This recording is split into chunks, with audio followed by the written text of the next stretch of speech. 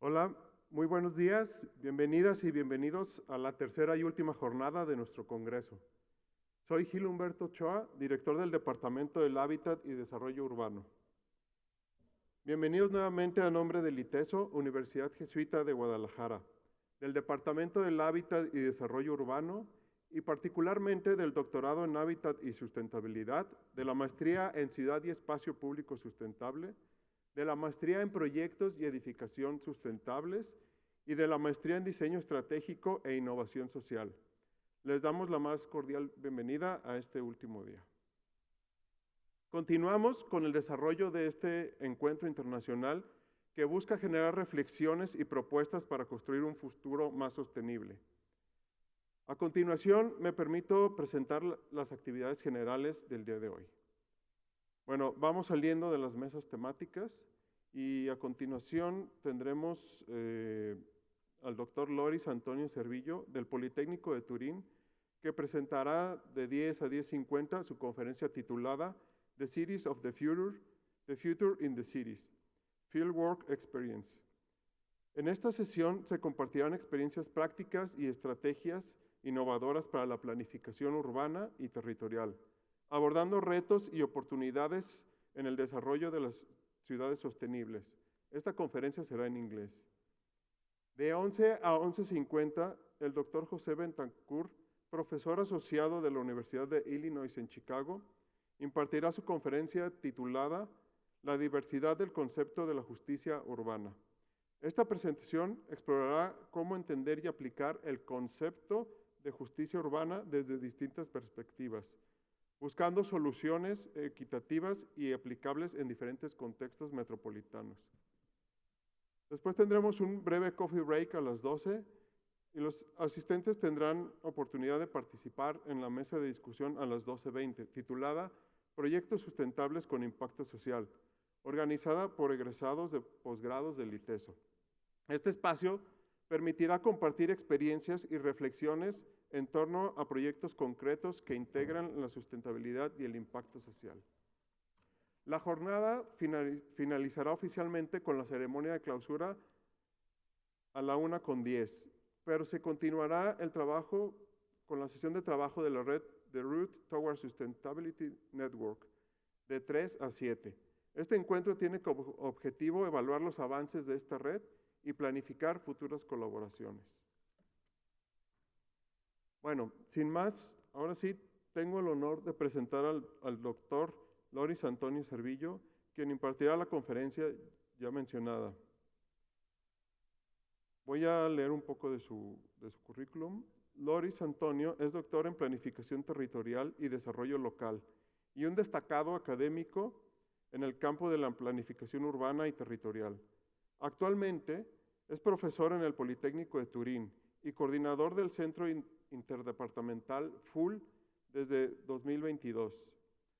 Durante su destacada trayectoria académica, ha pasado 10 años en la Universidad Lovaina, en Bélgica, y 2 años como investigador Marie Curie en la University College de Londres, en el Bartlett School of Planning, y en Sciences Po en París, en el Centro de Estudios Europeos.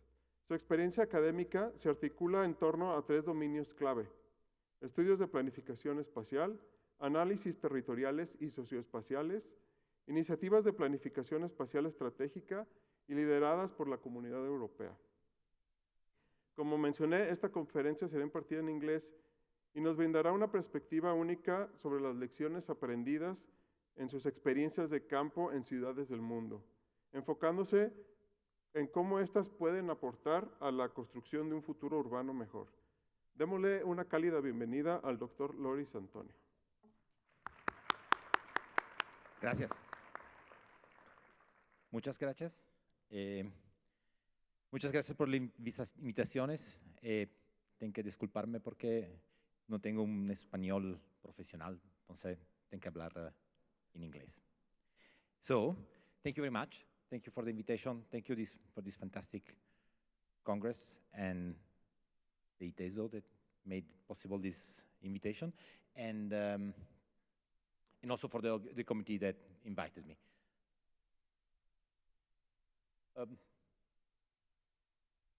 No, sorry. So I'll develop this speech around a few experiences they had along the last years, being the coordinator of an interdepartamental center, which has a name that is somehow fitting with the topic of the Congress, and I hope to go through several items and have a general line of thought. I'll play around these two issues, the idea that we've been informed, we'll be reflecting a lot about the idea of a city of the future. And at the same time, I think there is a contradictive dimension when we rethink this in terms of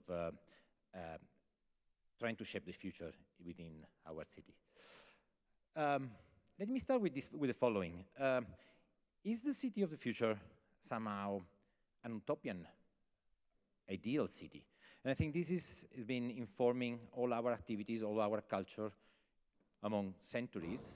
And this is not the case. That very rooted in the Renaissance period, it was a way of thinking cities as a kind of ideal place, especially related to formal dimension, to physical dimension. This is one of the most famous painting about the ideal city. And it's not by accident that at the time, the idea of formality, the idea of volumes were completely empty of people. We could spend hours in talking about the ideal city, of course. I'm not even an expert on that. So let me jump a series of centuries and go even to the art and cinema. And that's when it comes the beginning of the century, out of the industrialization process and the new modernity and this dream of mega-structured cities and this very beautiful film, Metropolis of Fritz Lang, with this complex system of buildings and infrastructures and modernity popping up from all the sides.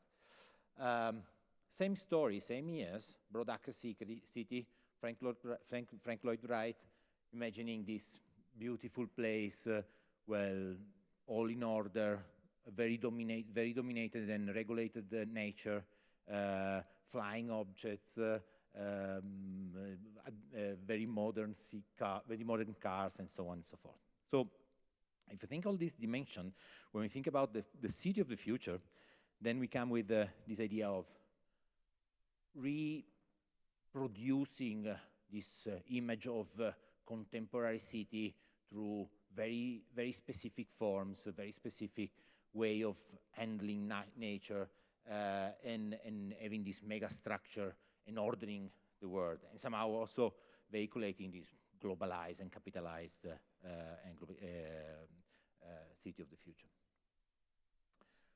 And then if you play with ChatGPT, which is also pretty funny, and you ask what is the city of the future, then you get this type of beautiful city, mega vertical farming, artificial intelligence shaped place. And then it's also funny if I play with Torino, the city where I come from, with this idea also of these beautiful images. They're always flying objects, by the way, and very, very well organized, etc., etc. But then what happens if we do the opposite and we think, I mean, as a planner, as architects, as practitioners, as person engaged with urban transformations, if we try to imagine and to work in bringing future in the cities, and what type of future? I hope my mayor will never know that I presented this image of Torino that looks like an ugly place. Actually, it's a very beautiful city. But then, I mean, if we look at modern city, a contemporary city, we are all facing different type of challenges. Pollution, urban legacy, no? So the buildings they've been built during the 70s, the 60s, after the post-war, and presenting a series of different problems. I like a lot this image, because in its banality, in its simplicity, it's a place with a kind of supermarket, an ugly parking place, an old man walking through this without any quality of this, which is now where the city, the contemporary city that we are dealing with are made of. No? And even when we talk about nature, with this idea of restoring ecological system, working with about reformulating, redesigning the ecological conditions, then we always underestimate the way the way this is an intellectual production, and not always we share the same understanding, the same stewardship toward nature. If I go through a series of dimensions and challenges and mega trends that are affecting our cities, and I guess I'm not saying anything particularly new. In these 2 days in this conference, we heard a lot about this. There are surely one of the big issues is the climate crisis and environmental issues. When we cope with cities, we know that we are now extremely conditioned by this issue of trying to answer to the climate change and the effect at the urban level. Air pollution, extremely problematic nowadays. Water management, decarbonization, the idea of restoring the biodiversity and ecological system in the cities, as much as water management and circular economy, as we heard, I think 2 days ago.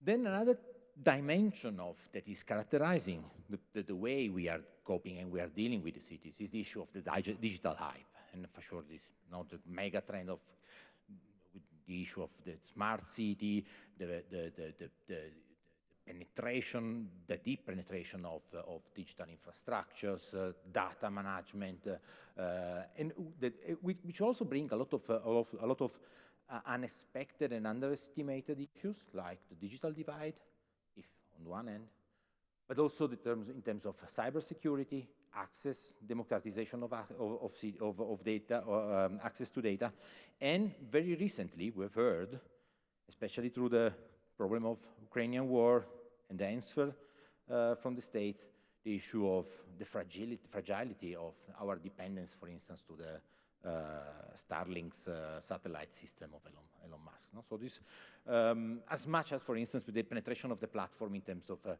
short-term rental, etc., etc.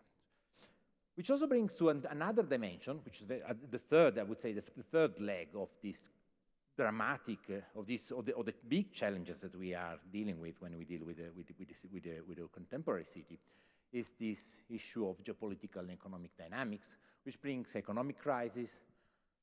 The entire welfare system, especially in the Western countries, is getting undermined.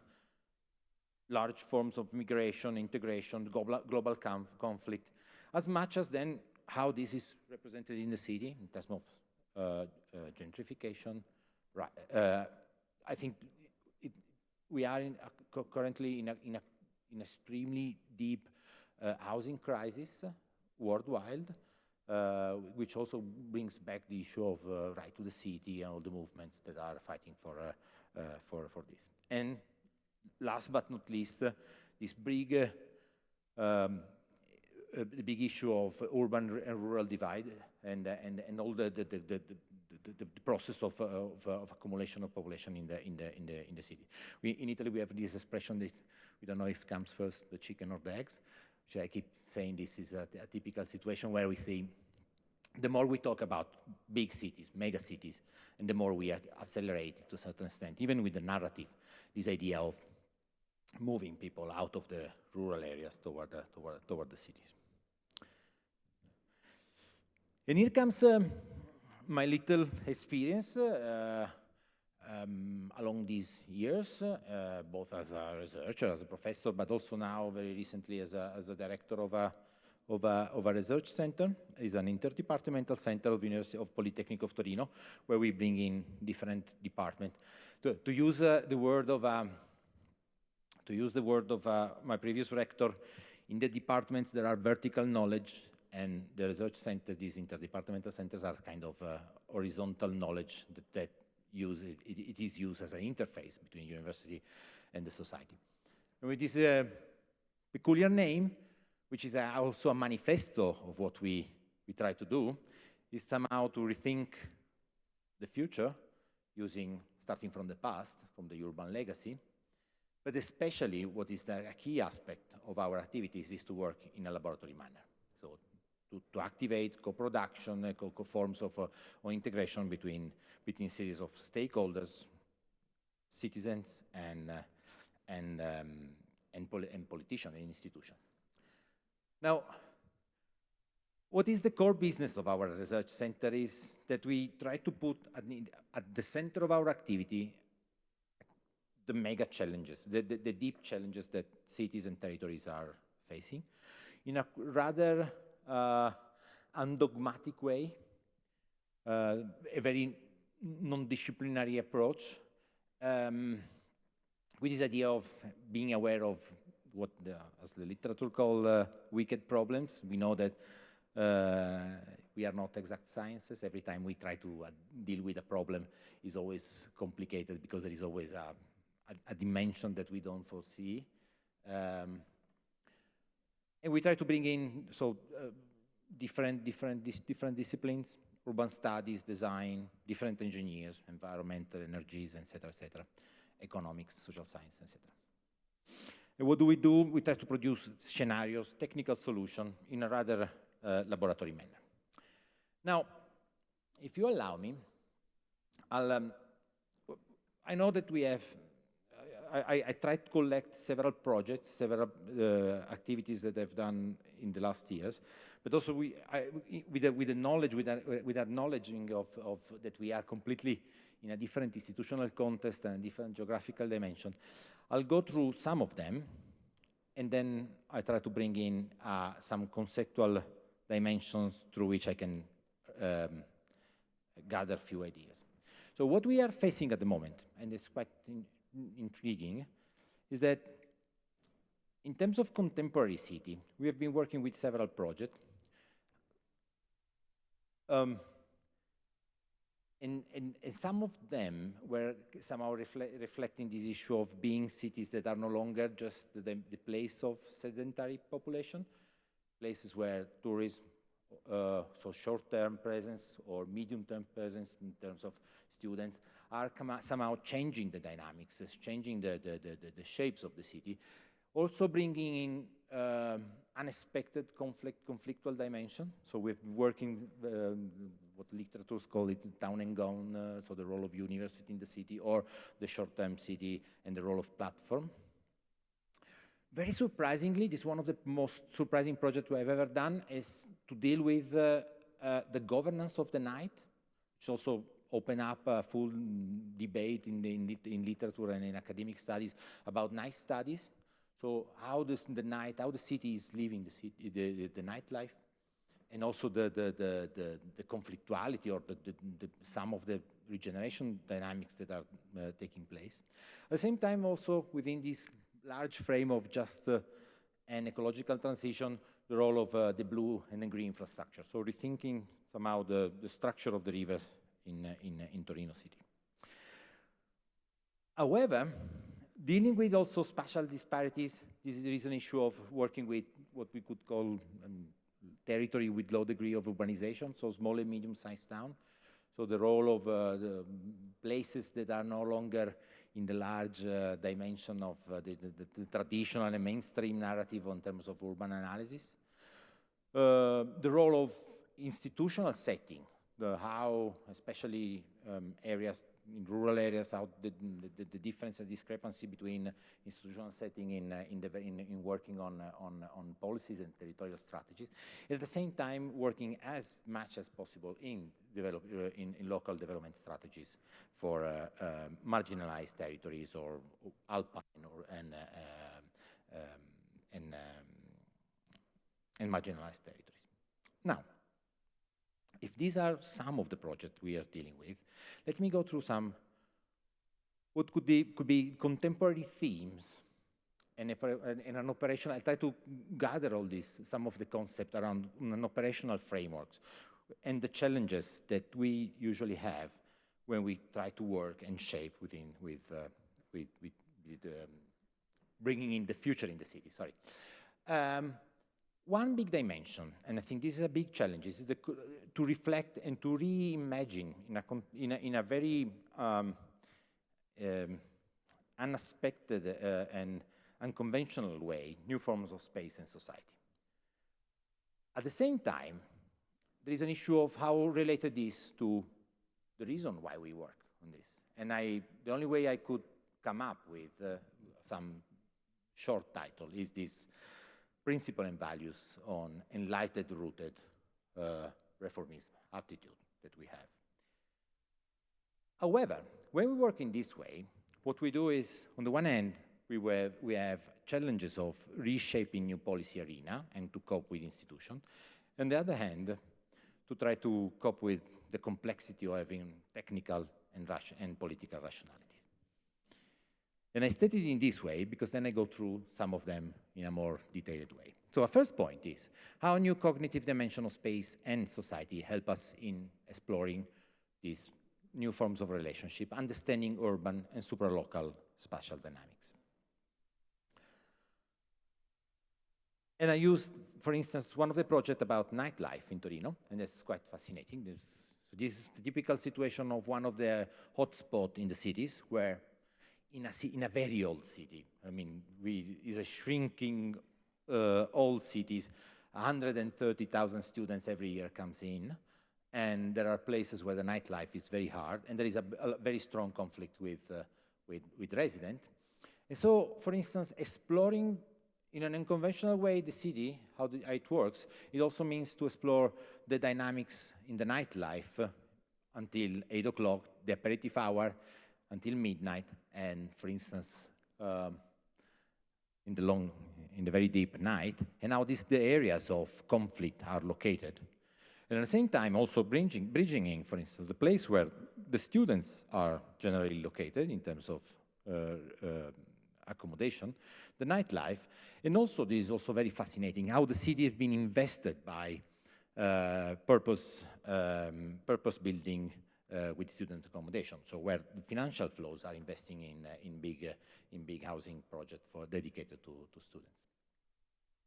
At the same time, if I look at, for instance, at the project about rivers, if this is a very beautiful monumental area across our main river, Po, we have also several issues on some other rivers where there are informal and illegal gardening, problem of restoring ecological system, and so on and so forth. So we have been working a lot in this. And this challenge of reverting the gaze around these areas of natural capacity, a natural power of the city, the backbone of the blue and the green infrastructure. So we have been now we are at the moment in a very long process of constructing a sort of a spatial strategic plan for the city in which we can identify some areas of exploration and thematic work that will lead sooner or later to some kind of master plan and interventions for restoring this. However, I mean, this is also quite challenging. We all work for this, but we don't know for whom we work. Because, I mean, this is also a challenge of whether this is, as an intellectual, you could work for this type of thing, for this type of visions, is not a recognized dimension for all the citizens. And then when it comes also why we work on this, no? To a certain extent, we work for principles and values that are somehow rooted in of being convinced that probably we mobilize knowledge to produce a better place. So this is very strongly related to a rational thinking of knowing for making a better place. And that's where, for instance, why our research center now is being reshaped along these three challenges, three transition dimensions, the ecological one, the digital one, but also this very somehow a challenge that is always forgotten or underestimated, which is the just transition, and how the disparity, the housing challenges, and some territorial divide is affecting territories. However, two dimensions are very complicated when we work in this way. One is, for instance, the complexity of dealing with what hiring 20 years ago was calling an institutional void, meaning we very often we don't have a policy arena, a real policy arena in which to develop and to negotiate these items with policymakers and stakeholders. Very often we have to, so we might have a political mandate, we might have a policy that comes out of our activities, but what the polity, uses these terms and English terms of indicating the policy arena and the institutional setting is very often lacking. And that's what, for instance, comes very, very explicit with this debate on the left behind places. This is a big theme that is booming across Europe. So those places that have been marginalized, not only in terms of ecological and social point of view, but also from a political agenda.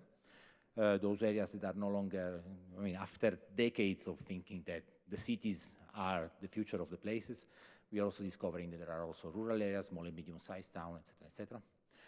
But also there, that's where the challenge comes in, how you develop spatial imaginaries that are able to produce the condition to work and to activate coherent political actions.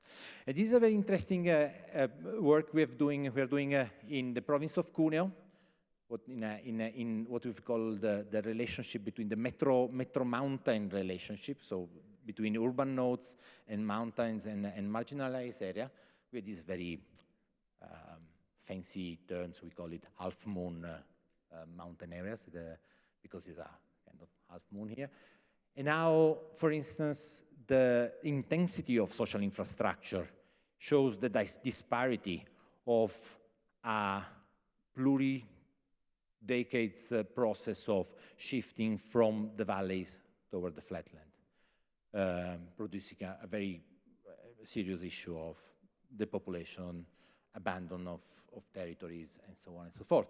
So how the role of social infrastructure could work in those places, and now can be the place where to root new strategies of redevelopment, even going to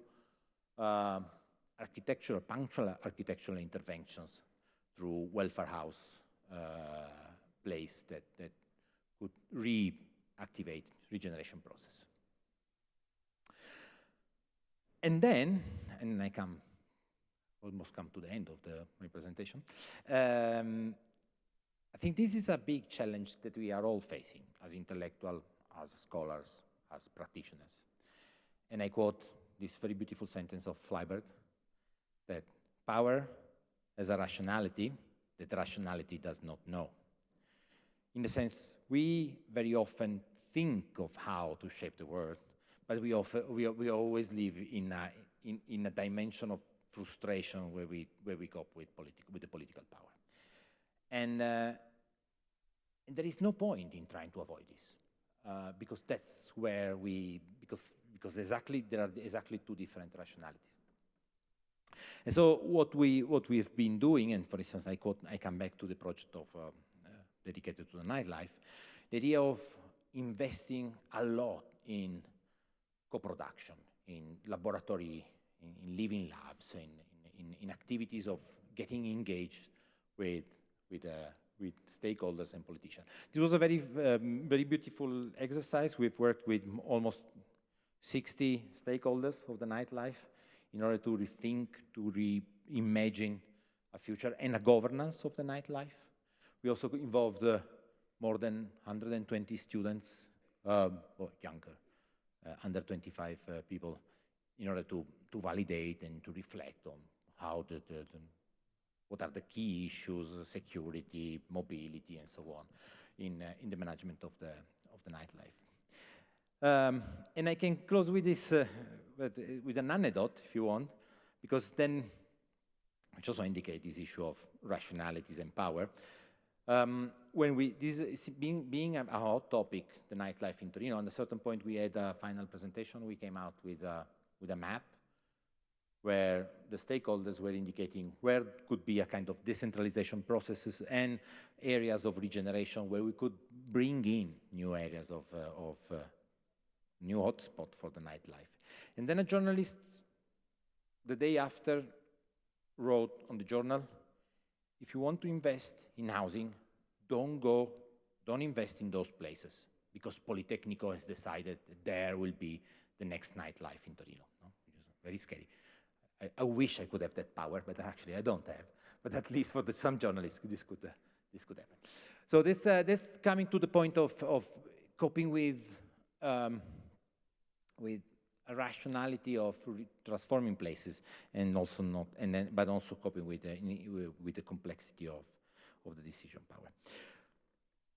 I can conclude with this conclusive note, not particularly sophisticated. This is somehow coming back to the items that we have been working and I presented.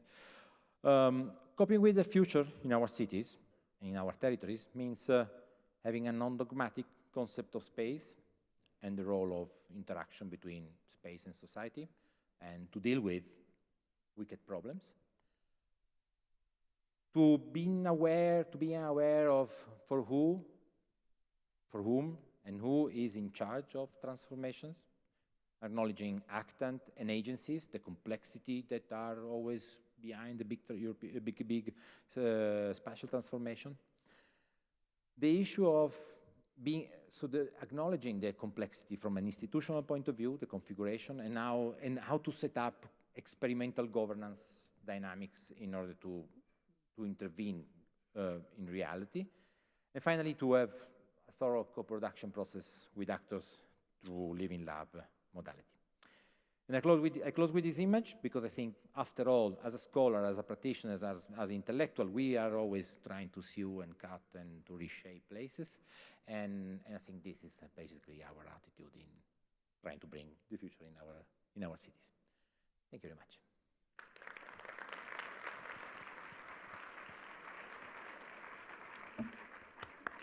Muchas gracias, doctor Loris Antonio. Ahora pedimos que pase, por favor, con nosotros a la doctora Mónica Solórzano para la sesión de preguntas y respuestas.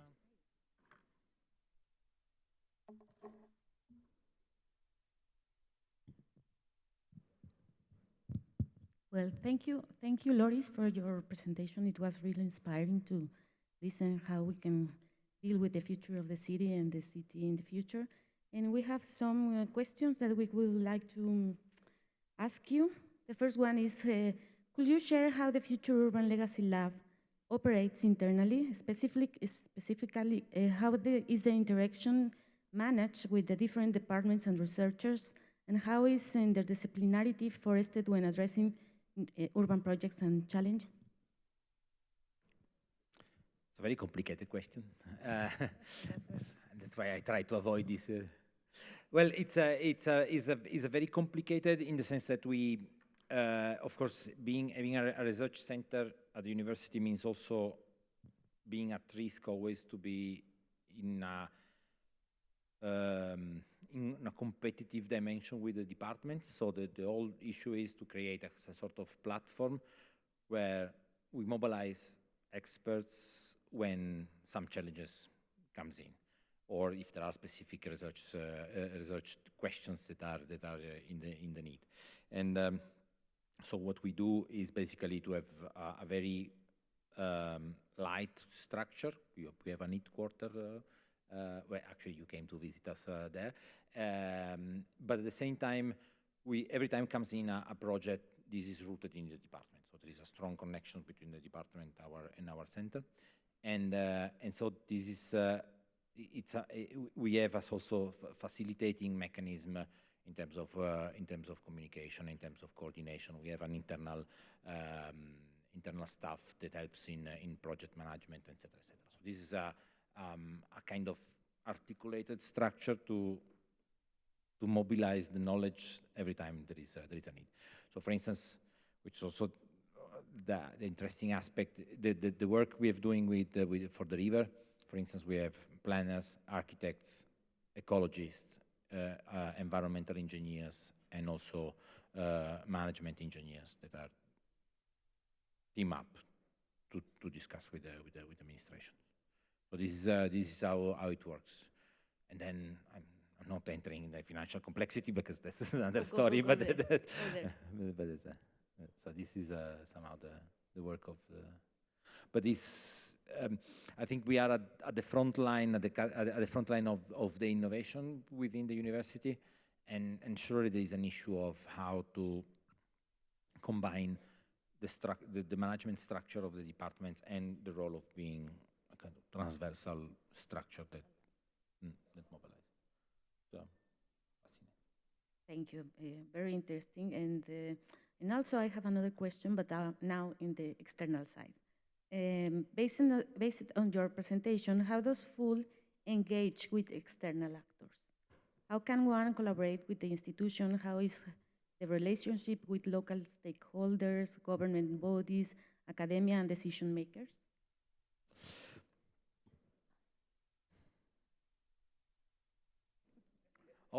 All difficult questions. Well, the point is we are, in the ambition of the university, we are the interface with the external dimension. And the idea is that we somehow take the challenges at the core of our activities, and we interact this through teaching, research, and third mission, social engagement. So we constantly are in contact and in interaction with politicians. For instance, we have now a experimental course where we ask the mayor or the vice mayor to come in and to present, etc., etc. At the same time, of course, there is and this helps a lot, there is how to name it, a cooperation framework agreement between the university and the city. So within that framework, we are allowed to have a strong exchange of activities. And then at the end, we are also on, it's a very ugly term, on the commercial side. So for instance, if there are some needs in terms of local development strategies, construction of vision and analysis, we also ask the municipalities or some institutional actors to get a contract with us, through which we could finance younger scholars. And so that's the pragmatic side. In terms of interaction, that's where I was trying to mention in my presentation. The whole modality is to be very, very, very engaged with them since the beginning.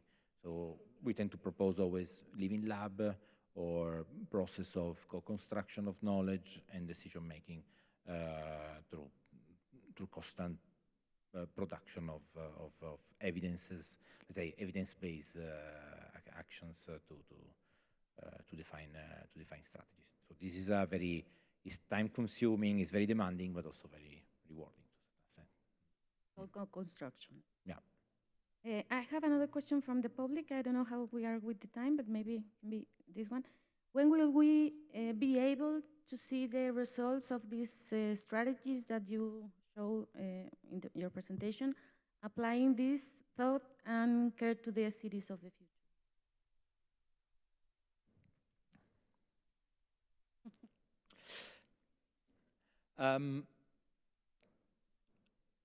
I give a funny answer and a serious answer. On the funny side, I always say that we usually have a political mandate, but we often have projects that are in the search of political stewardship. So sometimes we deal with mayors or we deal with institutional actors that are asking us to reflect on something, but they don't know really what will come out of this. And then, for instance, one of the examples is the role of this analysis of working on these half moon mountain areas, which is, if you think about it, is a completely redesign of the spatial imaginary. So we are bringing for the first time the role of the big urban nodes on the flatland and the connection with the valleys. And we are, in 2 weeks' time, there will be the big festival of the mountain areas where we will present the results of this. And for an entire year, I've been asking to the mayor to find the condition to celebrate this event with a territorial pact, so that they could have the institutional condition for establishing a territorial strategies. And of course, it didn't work. It means that they are very interested, but not so far committed in going that far. So it's all. Sometimes I use this expression, dealing with institution is like to work with rubber wall that you push, you enter, then, and as soon as you release, then the wall comes a bit back.